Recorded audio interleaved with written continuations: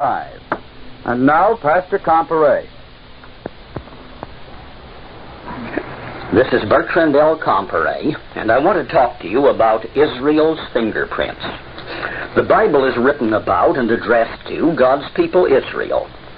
It is the history of their past, prophecy of their future, the law of their relation to their God, and the promise of God's eternal care for them.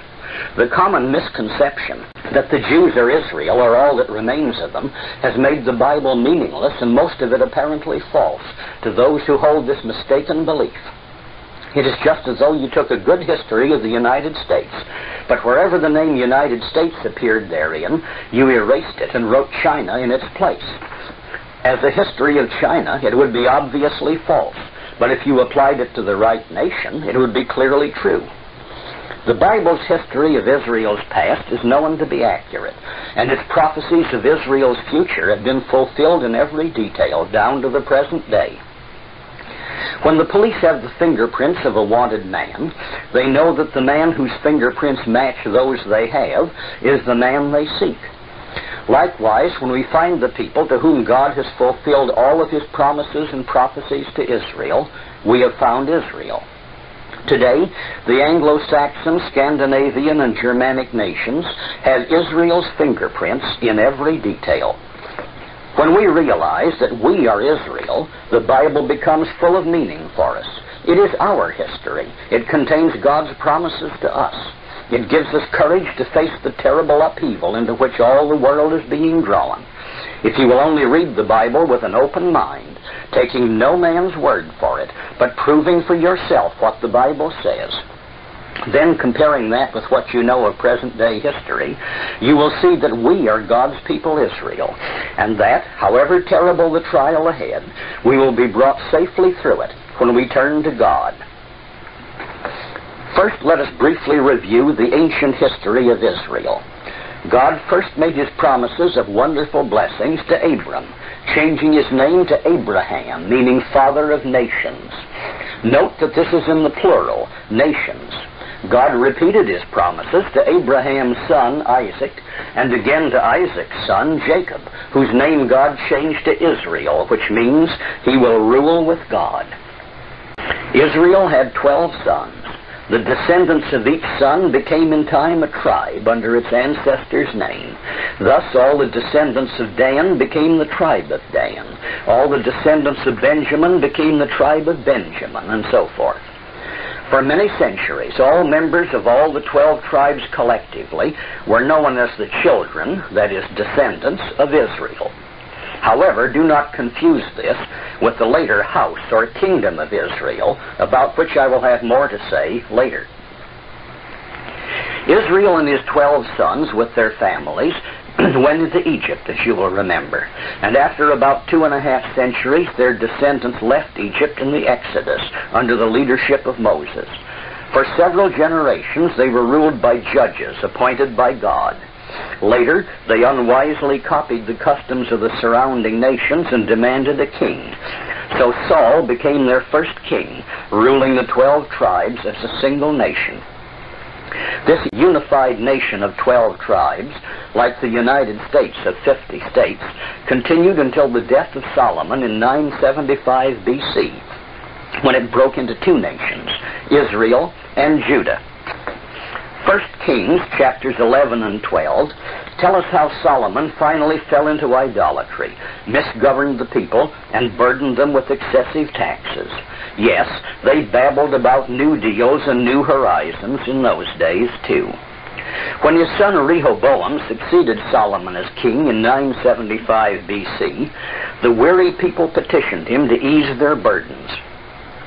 But being vain and arrogant, and surrounded by a lot of bright young Jewish advisors, even as today, he threatened to make their load heavier. The exasperated people of the 10 northern tribes revolted and set up their own independent kingdom under Jeroboam, the son of Nebat, which is told in detail in 1 Kings chapters 11 and 12 and 2 Chronicles chapters 10 and 11. Rehoboam, the son of Solomon, had left in his kingdom only the 2 southern tribes, Judah and Benjamin, with most of the Levites, who were the priests. And this southern kingdom was never thereafter known as Israel, but only as the house or kingdom of Judah. The northern 10-tribed kingdom was thereafter called the house or kingdom of Israel. Just as the southern kingdom, Judah, took its name from the tribe of Judah, which was the ruling tribe, so also the northern kingdom of Israel was sometimes called Ephraim in the prophecies, because the tribe of Ephraim was the most powerful tribe in it. The histories and destinies of the two kingdoms were thereafter separate. They engaged separately in foreign wars and treaties, and were sometimes at war with each other, as the books of Kings and Chronicles record.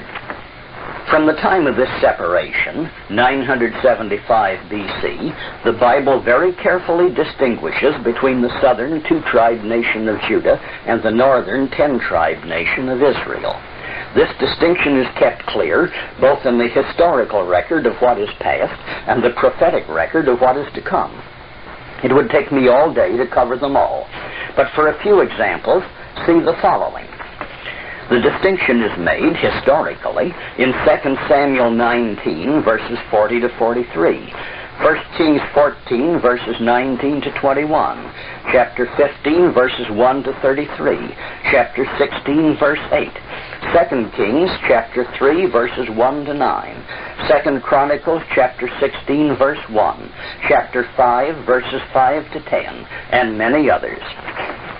The distinction is kept clear in prophecies in Isaiah 7, verses 1 to 17, chapter 11, verses 12 and 13, Jeremiah 3, verses 6 to 18, chapter 5, verse 11, chapter 11, verses 10 to 17, chapter 13, verse 11, chapter 18, verses 1 to 6, chapter 19, verses 1 to 13, Ezekiel 37, verses 16 to 22, Daniel 9, verse 7, Hosea 1, verse 11, and chapter 4, verse 15, and chapter 5, verses 9 to 15, Amos 1, 1, Micah 1, 5, Zechariah 8, 13, and chapter 10, verses 6 to 8, and many others. Just as we must carefully distinguish between the two nations of Israel and Judah, so also we must carefully distinguish between the nation of Judah and the Jews, as we will discuss at length on the other soundtrack of this tape. Later, both nations were carried into captivity, but separately, at different times, by different conquerors, and taken to different places. Israel was conquered by Assyria between 740 and 720 BC, and by 715 BC all of its people had been deported and resettled in what we now know as Armenia, northwestern Iran, and the region near Baku, around the southern end of the Caspian Sea. The Assyrians brought in other people and settled them in Samaria, the southern half of Israel's old Palestinian land, to which the people of Israel never returned. See 2 Kings chapter 17. From this time onward, the historical parts of the Authorized or King James Version of the Bible do not record the further history of Israel, but in the Apocrypha, 2 Ezra 13, verses 39 to 46, records their further journey to Ar-Sereth, the valley of the river Sereth, a northern tributary of the Danube River in modern Romania, which still bears the name Sereth. At the conclusion of this deportation of Israel from its Palestinian home, the Assyrian king Sennacherib also invaded the southern kingdom of Judah and captured all the smaller cities in it, everything except Jerusalem. The people of these smaller cities were deported, along with the people of the northern kingdom of Israel. Sennacherib's own record of this invasion says that he deported 200,150 people from the southern kingdom of Judah.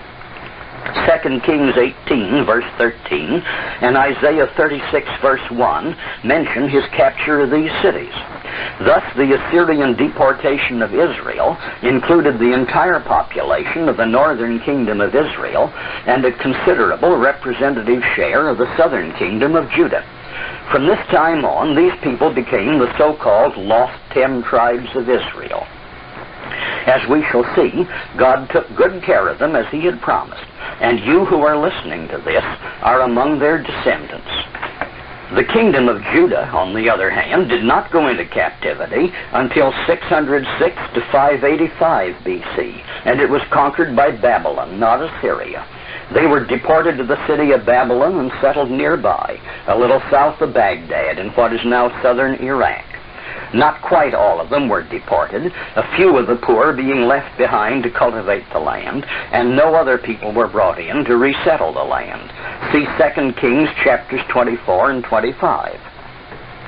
This Babylonian captivity of Judah lasted 70 years, as had been promised by Jeremiah 20, verse 5, and chapter 25, verse 11, and chapter 29, verse 10. After the fall of Babylon, King Cyrus allowed all who wished to return to Palestine, beginning about 536 BC. See 2 Chronicles 36, verses 20 to 23. Ezra, chapters 1 and 2, records that only 42,360 returned, and their descendants, who had never been called Jews until their Babylonian conquerors gave them that name, returned and lived in Palestine until the destruction of Jerusalem by the Romans under Titus in AD 70. This reconstructed nation, sometimes called Jewish, was the 70-week nation with the evil destiny to finish the transgression, prophesied in Daniel 9, verse 24. In AD 70, those who had survived the terrible wars ceased to be a nation at all, and became scattered wanderers in all lands. There is not one word in either the Bible or secular history to suggest that Israel either was destroyed or that they went down to Babylon and joined Judah in the Babylonian captivity. And the Jews themselves testify that the genealogy of those who returned from Babylon shows no one from any tribe but Judah, Benjamin, and Levi, the members of the southern kingdom of Judah. To the contrary, it was well known at the beginning of the Christian era that Israel then existed in great numbers. Josephus' Great History, Antiquities of the Jews, Book 11, Chapter 5, speaks of them as an immense multitude beyond the Euphrates River. The prophetic parts of the Bible still continue to prophesy the great future of Israel several generations after they had vanished into the Assyrian captivity. Isaiah prophesied until 698 BC. Jeremiah until 588 BC. Ezekiel down to 574 BC. And Daniel to 534 BC. Jesus Christ was well aware of the existence of Israel, separate and apart from Judah and the Jews. See Matthew 10, verses 5, 6, and 23, chapter 15, verse 24. Again, compare John 7:35 and chapter 11, verses 49 to 52, which cannot refer to Judah or the Jews, as the Jews were not yet dispersed or scattered abroad, and would not be for another 40 years. Only Israel was then dispersed out of its own land. The complete and permanent destruction of the Jewish nation by the Romans under Titus, and their subsequent troubles as outcasts in every land, are not a failure of the prophecies and promises to Israel, but an accurate fulfillment of the prophecies about the Jews. On the other soundtrack of this tape, we will consider in detail who are the Jews, where did they come from, what is their destiny. But for the present moment, we're still concerned with Israel. With the history of these nations in mind, let us examine God's promises and prophecies about Israel in the Bible. God's promises to Abraham were unconditional. God must fulfill them or break his word. Consider what God said in Genesis 12:2, 13 verse 16, 15 verse 5, 17 verses 4 to 7 and 19, and 22 verses 16 and 17. And I will make of thee a great nation, and I will bless thee, and make thy name great, and thou shalt be a blessing.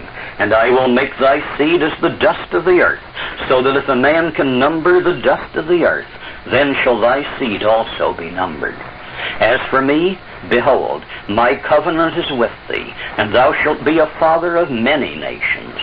And I will establish my covenant between me and thee, and thy seed after thee in their generations, for an everlasting covenant. Look now toward heaven, and count the stars, if thou be able to number them. And he said unto him, So shall thy seed be. By myself have I sworn, saith the Lord, that in blessing I will bless thee, and in multiplying I will multiply thy seed as the stars of the heaven, and as the sand which is upon the seashore, and thy seed shall possess the gate of his enemies. God did not say that he would do this if or perhaps. These were all unconditional promises. Those promises which were made at Mount Sinai on condition that men should obey God's laws were the promises made through Moses relating to health, prosperity, peace, and so on. The promises to Abraham were unconditional and absolute. And in the New Testament, Paul tells us that these, the law, which was 430 years after, cannot disannul, that it should make the promise of none effect. See Galatians 3, verse 17. If the Bible is true, if God's Word is good, then these promises must be good.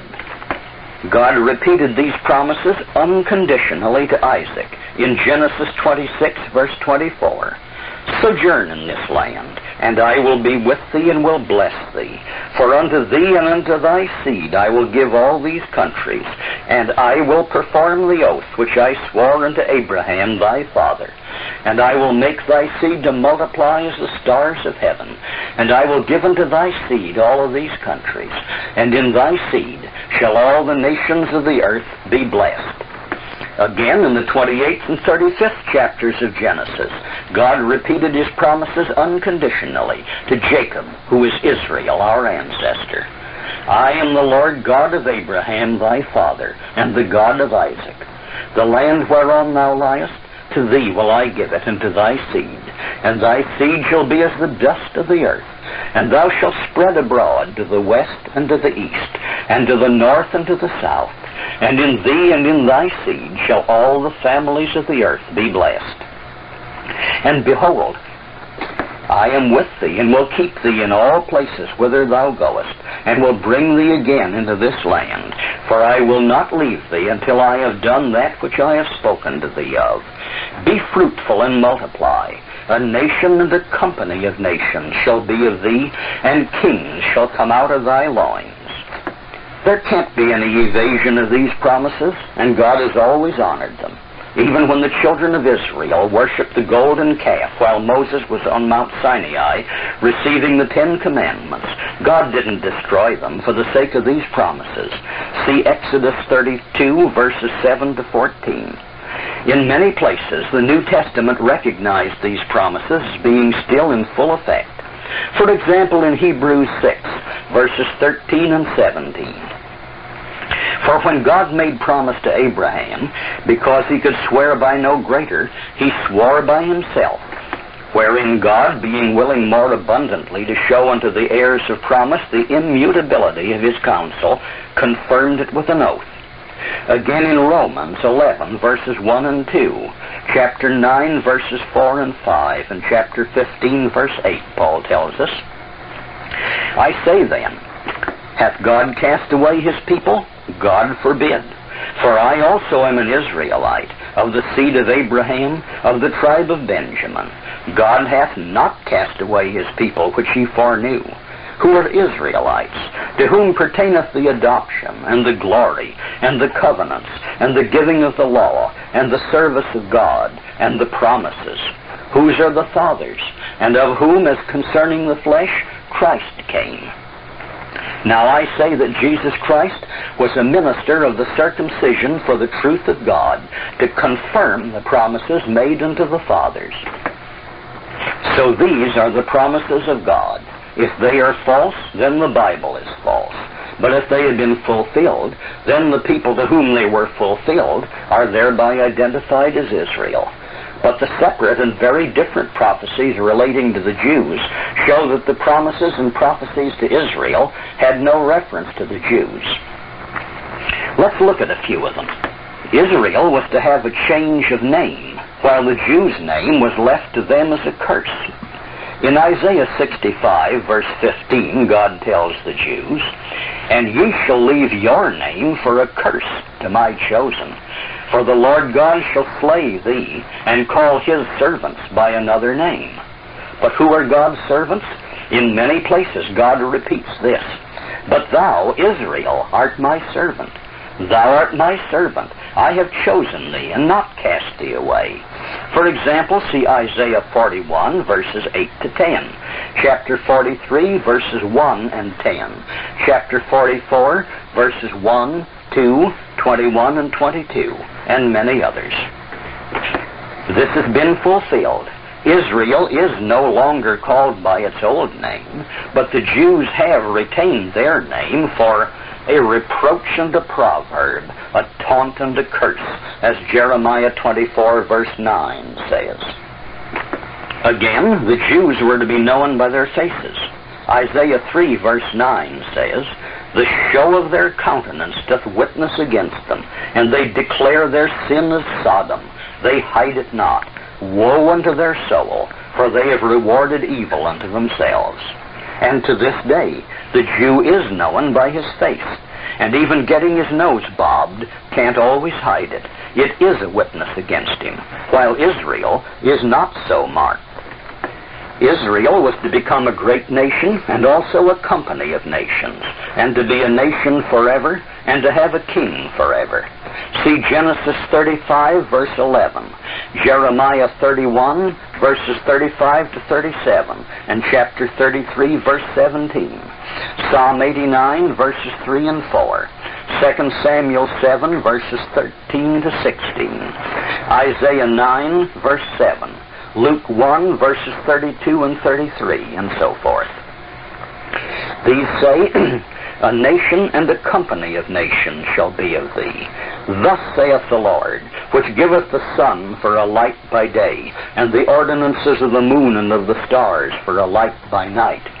If these ordinances depart from before me, saith the Lord, then the seed of Israel shall cease from being a nation before me forever. For thus saith the Lord, David shall never lack a man to sit upon the throne of the house of Israel." Since the sun, moon, and stars still shine, these promises must be still in effect, and they cannot possibly apply to the Jews, who never were a company of nations, and who ceased to be a nation at all in AD 70. On the other hand, Israel has fulfilled all of this, as we shall see.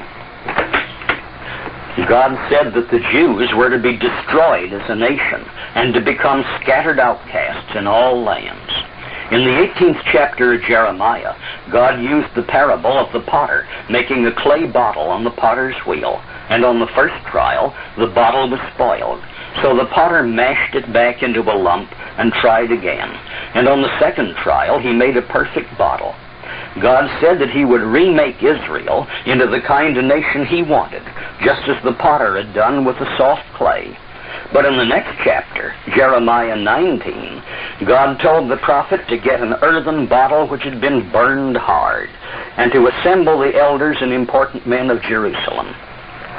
Then God said, "Then shalt thou break the bottle in the sight of the men that go with thee, and shall say to them, Thus saith the Lord of hosts, even so will I break this people in this city, as one breaketh a potter's vessel that cannot be made whole again."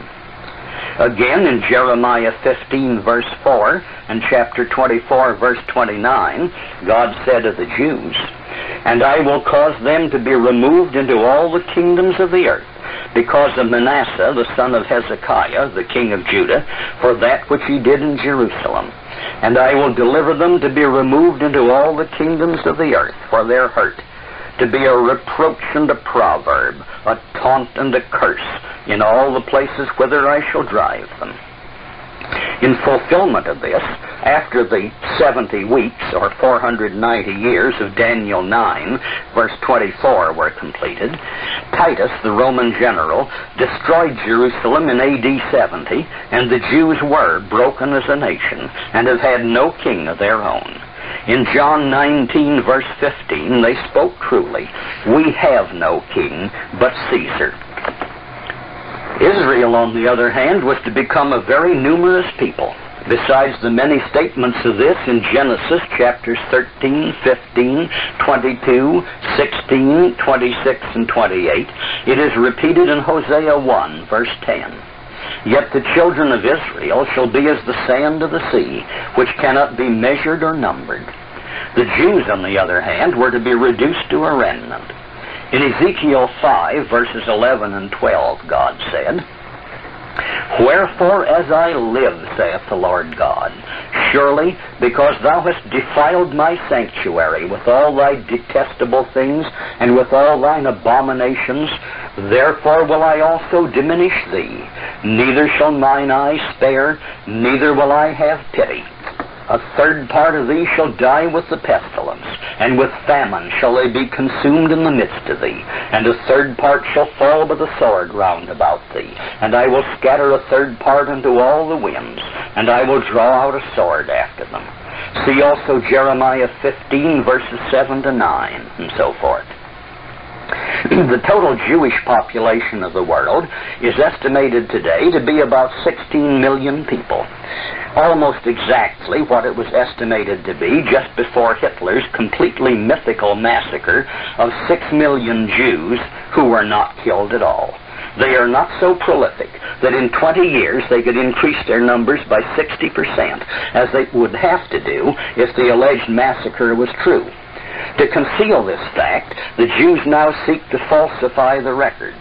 You will remember that in our 1960 census, it was not permitted to ask anyone his religion, so that you couldn't find out that at least 5 million of the supposedly dead 6 million had been illegally admitted to the United States.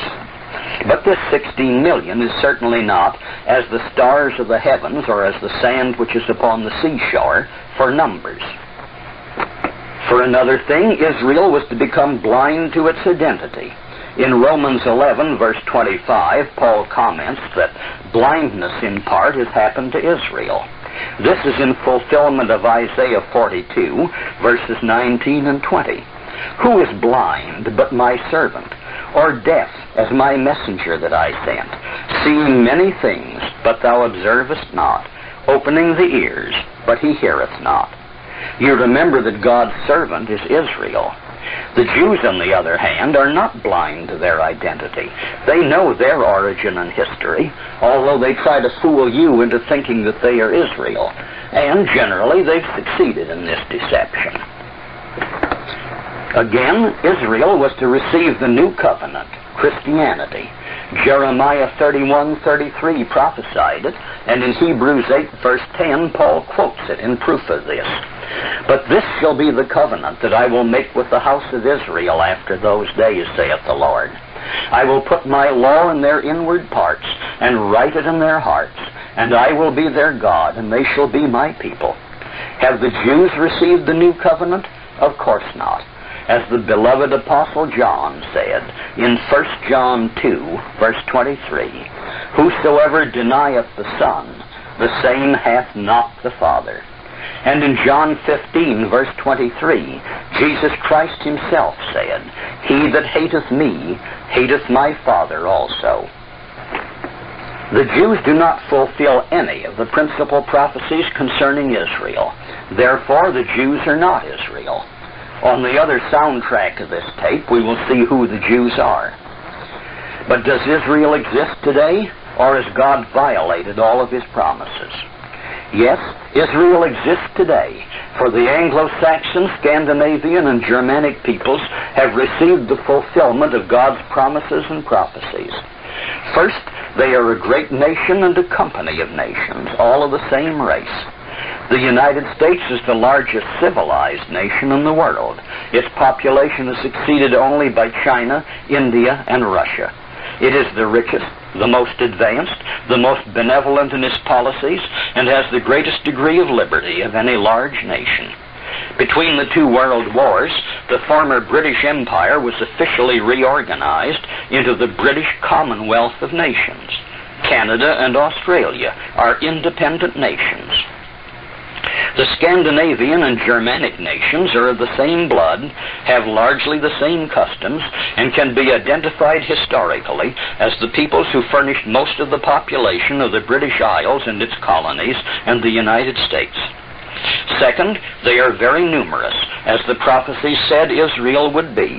In the last 2 centuries, the population of the United States has increased from a mere handful to over 180 million, of whom about 140 million are white Christians of Anglo-Saxon, Scandinavian, or Germanic stock. In the last 3 centuries, the population of the British Isles and their colonies of Canada and Australia and New Zealand increased from about 5 million to over 70 million Anglo-Saxons. The nations of Germany, Austria, Holland, Denmark, Norway, Sweden, and Finland add about 96 million more. So the total number of the Anglo-Saxon, Scandinavian, and Germanic peoples is well over 300 million. Third, they are a maritime people. Of the descendants of Israel, Numbers 24, verse 7 prophesies, "His seed shall be in many waters." And in Psalm 89, verse 25, it says, "I will set his hand also in the sea, and his right hand in the rivers." Today, the world's greatest navies are those of the United States and Britain, and the 3 greatest merchant marine fleets are those of the United States, Britain, and Norway. Fourth, they are the greatest military powers. Jeremiah 51, verse 20 gives God's word. "Thou art my battle axe and weapons of war, for with thee will I break in pieces the nations, and with thee will I destroy kingdoms." Throughout history, this has been true. 2 centuries after being taken captive by Assyria, the peoples of Israel, who were then generally known as Scythians, had bled Assyria white by their constant warfare against it, so that Assyria was an easy pushover victory for the Medes and Persians just before they turned their attention to Babylon. It was the Israel tribes on their march into Europe, being then called the Visigoths, Ostrogoths, and Vandals, who crushed the Roman Empire, destroyed the great empires of Spain and Japan, and conquered Turkey and Italy.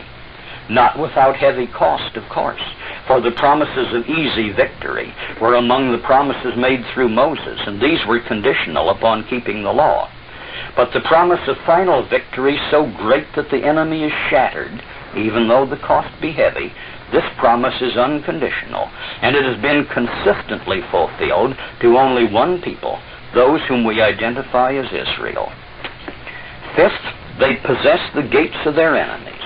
You'll remember that this was one of God's promises, which we found in Genesis 22, verse 17. Obviously, this doesn't mean a wooden gate in some person's front yard, but the gateways of hostile nations, the great waterways of the world. Consider the fact that the Anglo-Saxon nations, and they alone, have power to close every important water gate in the world. American and British fleets based at Scotland, the Orkney Islands, Gibraltar, Malta, Aden, Cape Town, in Australia, Singapore, the Philippines, Hawaii, San Francisco, Puget Sound, Panama, the Falkland Islands, Hampton Roads, and Iceland. These dominate and can close the Skagerrak, the Baltic Sea, the North Sea, the English Channel, the Straits of Gibraltar, the Mediterranean, the Suez Canal, the Indian Ocean, the waters around Southeast Asia and the east coast of Asia, the coasts of Africa and around the Cape of Good Hope, the coasts of North and South America, the Straits of Magellan and around Cape Horn, and all trade routes across the Atlantic, Pacific, and Indian Oceans. And they have proved this by actually doing it in 2 world wars. Sixth, they possess the desolate heritages of the earth. In Isaiah 49, verse 8, God says, "Thus saith the Lord, in an acceptable time have I heard thee, and in a day of salvation have I helped thee. And I will preserve thee, and give thee for a covenant of the people, to establish the earth, to cause to inherit the desolate heritages." No one else has so successfully developed the colonies, which were desolate when they were first occupied, as have these people. Compare what the United States has done in its southwestern states with Mexico. Similar land, with fully as great undeveloped riches, and separated from us by only an imaginary line. Compare British Africa with the African colonies of all other nations. Compare the development of Palestine and Iraq while under British rule. Compare this with Turkey, Arabia, Iran, and so forth. Seventh, they have expanded in colonies in all directions. Deuteronomy 3 verse 8 says, "When the Most High divided to the nations their inheritance, when he separated the sons of Adam, he set the bounds of the people according to the number of the children of Israel." Genesis 28 verse 14 says, "Thou shalt spread abroad to the west and to the east, and to the north and to the south, and in thee and in thy seed shall all the families of the earth be blessed." Isaiah 54 verses 2 and 3 tells us, "Enlarge the place of thy tent, and let them stretch forth the curtains of thine habitations. Spare not, lengthen thy cords and strengthen thy stakes, for thou shalt break forth on the right hand and on the left, and thy seed shall inherit the nations, and make the desolate cities to be inhabited." Their colonies were established in every sea, in Europe, North and South America, Africa, Australia, New Zealand, and Asia. Who else ever had such colonies? All the ancient empires were insignificant compared to this. Since we have allowed the Jews to teach us to turn our backs on God, we have unwisely abandoned our colonies, and the chaos in the world today is largely a result of our failure to obey God's commands to occupy and rule. However, even this was also prophesied, though that is another subject. Eighth, they have maintained the continuity of the throne of David. David's descendants continued on the throne in Jerusalem until King Zedekiah was taken prisoner to Babylon, at which time all of his sons were slain. But the prophet Jeremiah took the king's daughters first to Egypt, as we read in Jeremiah 43 verse 6, and from there by way of Spain to Ireland, where Zedekiah's daughter, Tehatethi, was married to Eochaid, the Heremon, or chief king of Ireland. Eochaid was a descendant of Zara, one of the twin sons of Judah, while David was a descendant of Phares, the other twin. Killing all of Hezekiah's sons didn't end the dynasty, as it was established law in Israel ever since they first entered Palestine, that when a man died leaving no sons, his daughters received the entire inheritance. The two king lines of the tribe of Judah were united in this marriage, and the lineage is clearly traced in the histories of Ireland, Scotland, and England, unbroken down to the present Queen Elizabeth. Thus the prophecy that David's descendants should always be on the throne over an Israelite nation has been fulfilled, and by the Anglo-Saxon nations only.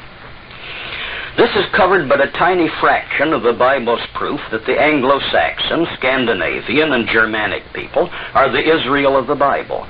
Scholars have found nearly 100 prophecies concerning Israel which have been fulfilled by this one group of people. When you consider that the United Nations now recognizes more than 100 member nations, the odds against any one nation fulfilling the first of these prophecies is obviously at least 100 to 1. The odds against the same nation fulfilling both the first and second prophecies again multiplies this by 100, making 10,000 to 1.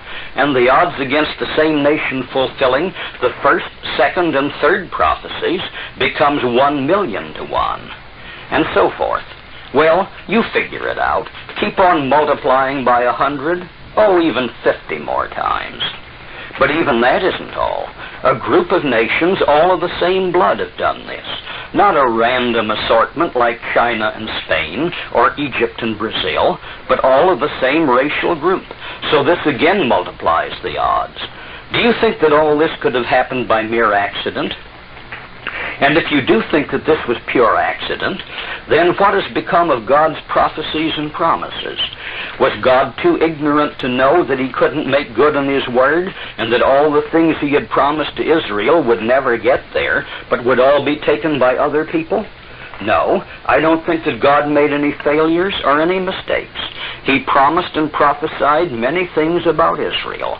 They have all come to pass, and they have all been made good to the same group of nations. This people has Israel's fingerprints.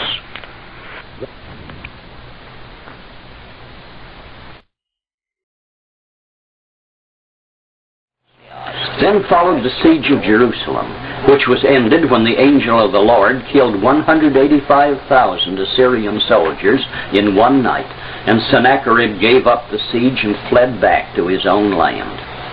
In confirmation of this, Sennacherib's own record of this says, I then besieged Hezekiah of Judah, who had not submitted to my yoke, and I captured 46 of his strong cities and fortresses, and innumerable small cities which were round about them, with the battering of rams and the assault of engines and the attack of foot soldiers, and by mines and breaches made in the wall.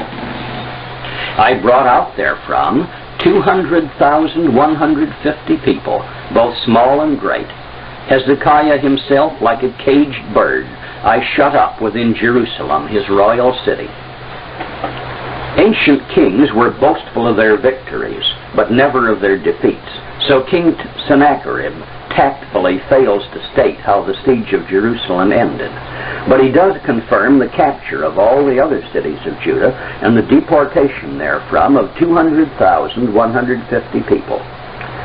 Remember that all the people of the 10 northern tribes were already settled around the south end of the Caspian Sea in the Assyrian deportation of Israel.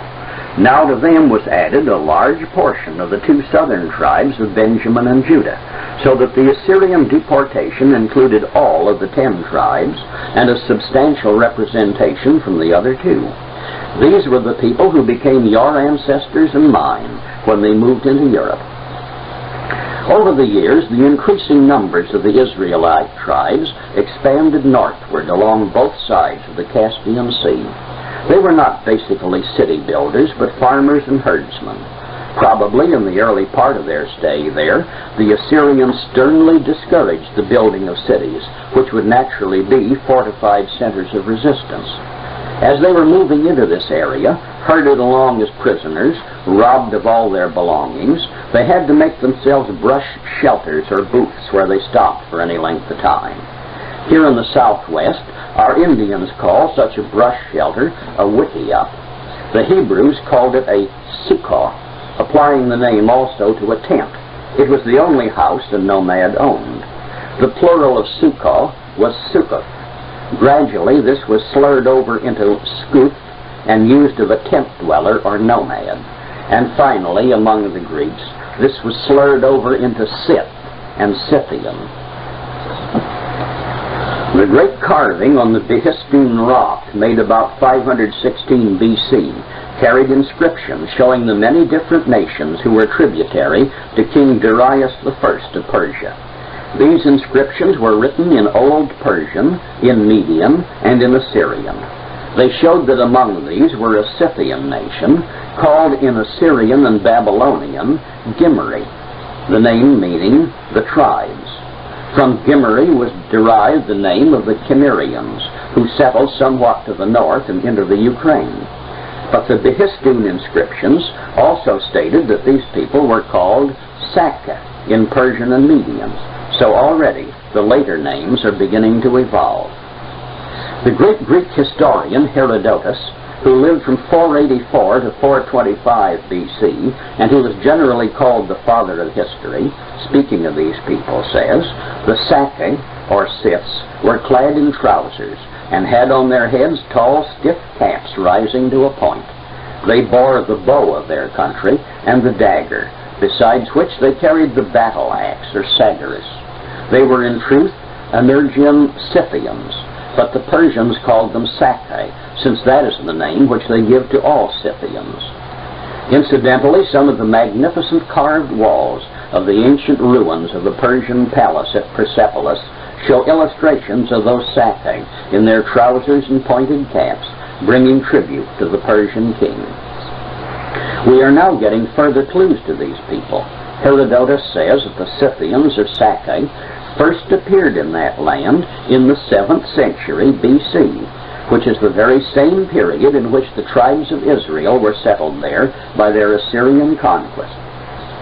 Their use of the battle axe as a weapon is a carryover from their history as Israel. In Jeremiah 51, verse 20, God says of Israel, "Thou art my battle axe and weapons of war, for with thee will I break in pieces the nations, and with thee will I destroy kingdoms." We will see later that the name evolved from Sake to Saxon, and it is noteworthy that the battle axe was the great weapon of the Saxons. These Scythians, or Sake, lived up to God's description of Israel as his battle axe and weapons of war. They became a military people of great power who did much to break up ancient nations. The Greek geographer and historian Strabo, who lived between 63 B.C. and about 21 A.D., says, "Most of the Scythians, beginning from the Caspian Sea, are called Dahe-Scythae, and those situated more toward the east, Massagetae and Sakai. The rest have the common name of Scythians, but each tribe has its own peculiar name. The Sakai had made incursions similar to those of the Cimmerians and Creres, some near their own country, others at a greater distance. They occupied Bactriana and got possession of the most fertile tract in Armenia, which was called after their own name, Sakacene.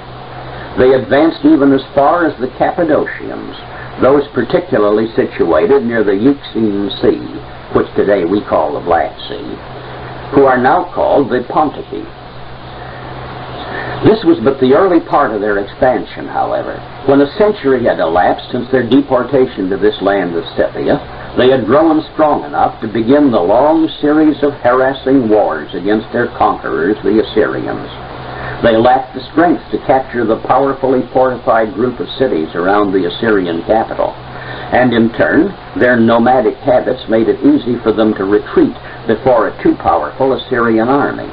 But generations of this constant warfare wore down the Assyrians and bled them white, so that when the Medes finally overran Assyria and captured Nineveh in 612 B.C., their victory was a fairly easy one against the exhausted Assyrians. From this point on, I could refer you to just one historical book which alone fully traces the Scythians on to their settlement in England as the Anglo-Saxons. A History of the Anglo-Saxons by Sharon Turner does a magnificent job of this. As most of you know, I am a lawyer by profession, and a lawyer soon learns to distinguish between the man who actually knows the facts and the man who is merely repeating hearsay, that is, gossip and rumor he has heard from others. But how do we know whether these others actually knew what they were talking about? Unless the man has seen the occurrence with his own eyes, his ideas on the subject are no better than the accuracy of the information he has received. Now, no historian living in our times can have any personal knowledge of what happened 2,000 years ago, so his writings can be no better than the source material he has obtained from people who lived and wrote at a time when accurate information could still be had. Most modern history books are based on rather scanty documentation from early sources, so it is so much easier for one historian to copy from another.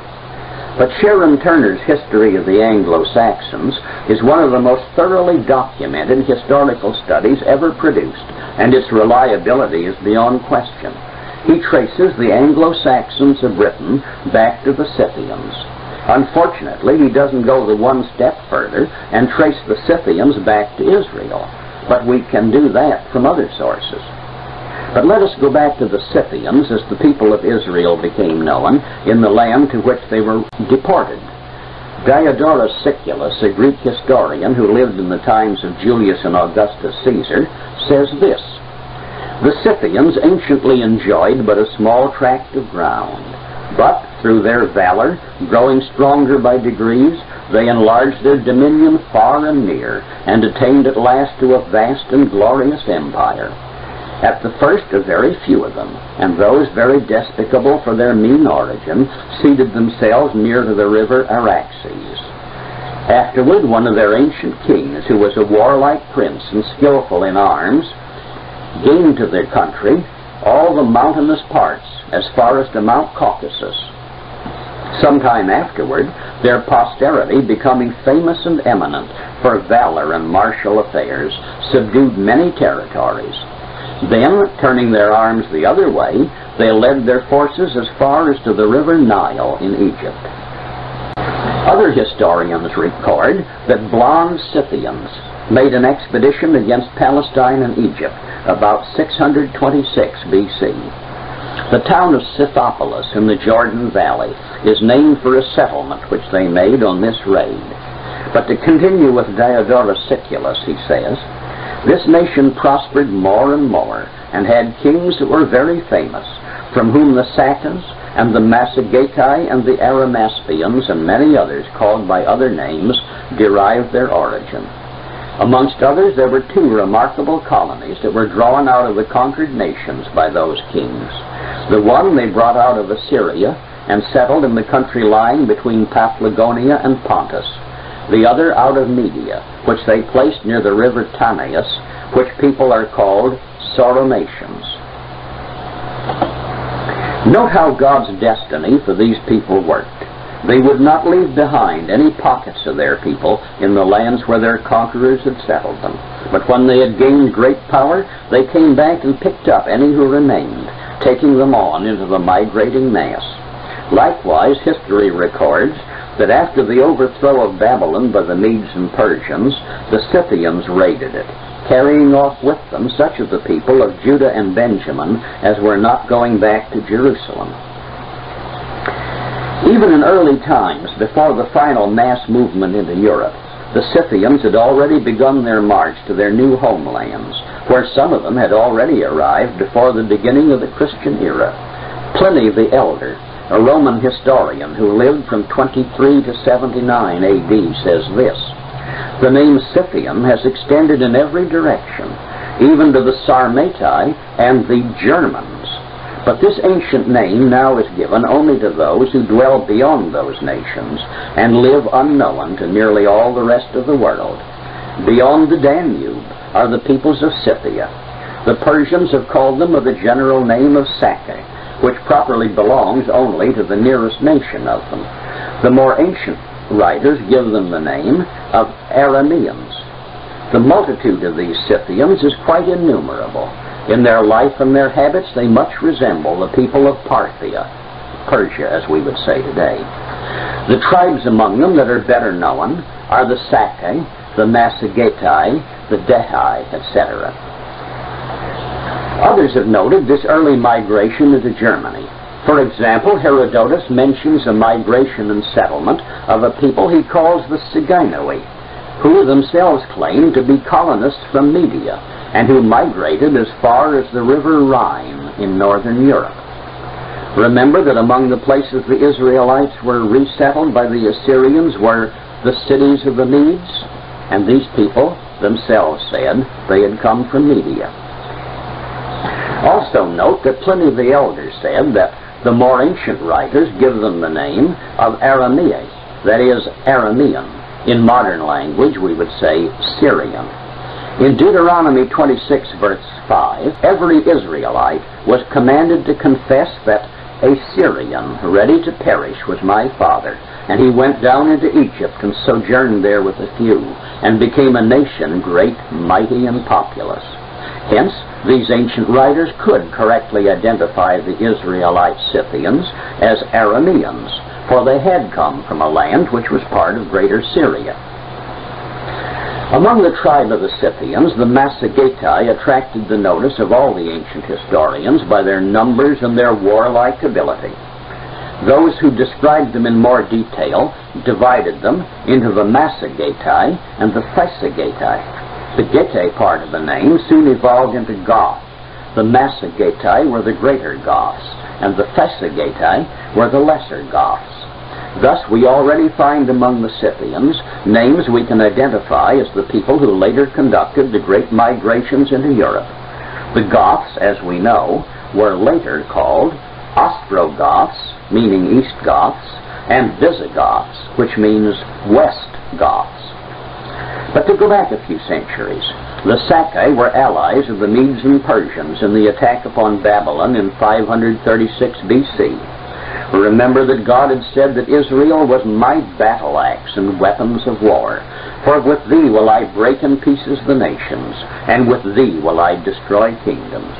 So God had used Scythian Israel to maintain constant war against Assyria for nearly a century, until Assyria was too weakened to resist the Medes and Persians.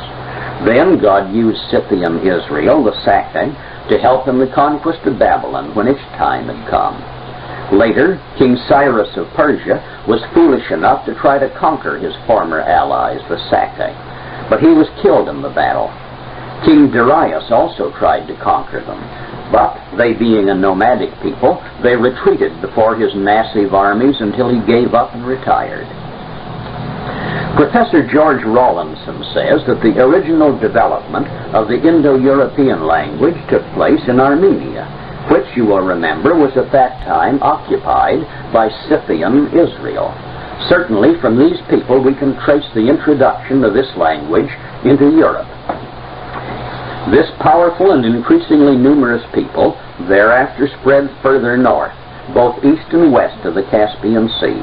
To the west of it they penetrated into the Volga and Don River valleys as the Soromatians and the Royal Scyths, nomadic peoples.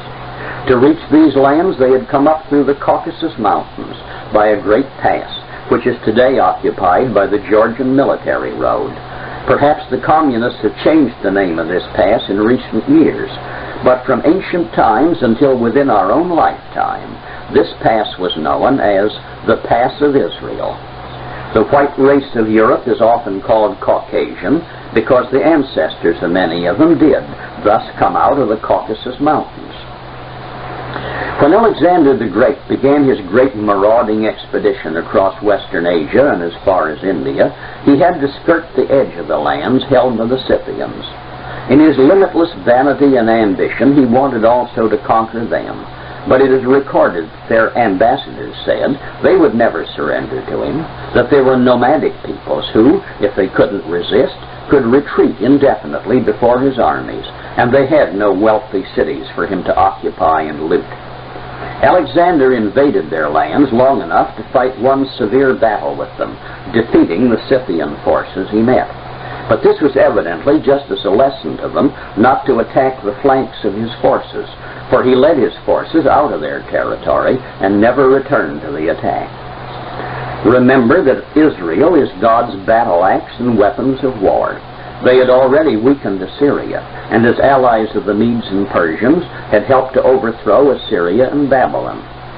They had beaten off attempts of the Persians to conquer them. In the article entitled Scythians, Chambers' Encyclopedia of 1927 records that the Scythians, after about 128 B.C., overran Persia, routed several Persian armies, and levied tribute from the Persian kings. During the 1st century before and the 1st century after Christ, hordes of Scythians, having overthrown the Bactrian and Indo-Greek dynasties of Afghanistan and India, invaded northern India, and there they maintained themselves with varying fortune for 5 centuries longer. The Jats of India and the Rajputs have both been assigned the Scythian ancestry. The historian Madison Grant writes that ancient Bactria maintained its Nordic and Aryan aspect long after Alexander's time and did not become Mongolized and receive the sinister name of Turkestan until the 7th century A.D. He also says the Sacae were the blond peoples who carried the Aryan language to India. A land which was so vast and was not the original home of the Israelite Scythians, but already had some inhabitants when they settled there, must of course show varying types of people. The Nordic or Aryan Israelite Scythians conquered these other races. While some writers speak of a Mongoloid type found in some parts of Scythia, ancient writers pretty well agree that the dominant Sacae or Massagetae Scythians were a Nordic people. Dr. Hans Günther, professor at Berlin University, in his Racial Elements of European History, published in the 1920s, says, "The investigations into the traces left behind them by that widespread Nordic people, the Sakai or Scythians, with its many tribes, are well worthy of attention. It had been living on the steppes of southeastern Europe and had spread as far as Turkestan and Afghanistan and even to the Indies. The ancient writers, such as Polemon of Ilium, Gallienus, Clement of Alexandria, and Adamantius, state that the Sakai were like the Celts and Germans and describe them as ruddy, fair. The Scythian tribe of the Elams are also described as having a Nordic appearance. Ammianus, who lived about AD 330 to 400, calls them almost all tall and handsome, with hair almost yellow and a fierce look." We have seen that the names of the Massagetai and Thysagetai evolved into Goths, the Ostrogoths or East Goths and the Visigoths or West Goths. The historian Ptolemy, who died about 150 AD, mentions a Scythian people descended from the Sakai by the name of Saxons, who had come from Media. Albinus, who lived in the 1st century BC, also says the Saxons were descended from the ancient Sakai in Asia, and in process of time they came to be called Saxons. The historian Prideaux reports that the Cimbrians came from between the Black and the Caspian Seas, and that with them came the Angli. We are now well into established European history. By the beginning of the 4th century AD, many of the Goths were already Christians. In the 4th century, there were several collisions between Visigoths and Rome, and in the year 410 AD, the Visigoths became the masters of Italy and captured Rome. Later, they moved into southern France and northern Spain, where they settled permanently. The Ostrogoths settled in what is modern Hungary, about 455 AD. Under Theodoric the Great, they conquered Italy about 493 AD and set up an Ostrogoth kingdom in Italy, which, however, was short-lived. Their descendants are the fair-skinned and blonde Italians of northern Italy, and we find some of them also in Switzerland. But the Goths had destroyed the Roman Empire. God's battle axe was again destroying the kingdoms of the Babylonian order of empires. The Angli and the Saxons moved up the Danube Valley and settled in Germany and along the Baltic shores, as is well known. And from there, the Jutes, Angles, and Saxons colonized England after the Roman legions were withdrawn in the year 408 AD. Actually, the earliest waves of migration penetrated to the farthest edges of the European continent, partly because they could move through nearly empty lands without meeting any people strong enough to effectively resist them, partly because they were being pushed farther by the later waves of Israelite migration coming behind them. Hence we find the settlement of the Scandinavian peninsula pretty well completed before the arrival of the Jutes, Angles, and Saxons along the southern shores of the Baltic Sea. The tribes which settled along the shores of the Baltic and the Scandinavian peninsula were a great maritime people, as some of the Israelites had been, even when still in Palestine, and as God had prophesied. The Jutes, Angles, and Saxons came from within the Baltic Sea, but their ocean-borne raids on England were heavy and continuous. Later, by invitation of the British, they settled along the eastern shores in East Anglia, Mercia, Northumbria, Sussex, Wessex, Essex, and Kent. William the Conqueror invaded England in 1056 with the Normans, but these were not Latin French. They were actually Norse Vikings who had settled on the coast of France in the province of Normandy, the word Norman being really derived from Norseman. So we see that the migrations of Israel, first into Scythia, expanding there, then gaining the names of Goths, Angli, and Saxons, and under those names, moving on into their present European homelands, is a well-established historical fact. There is also the fascinating story of the early migrations by sea, but that is another subject in itself, which I will have to take up some other time.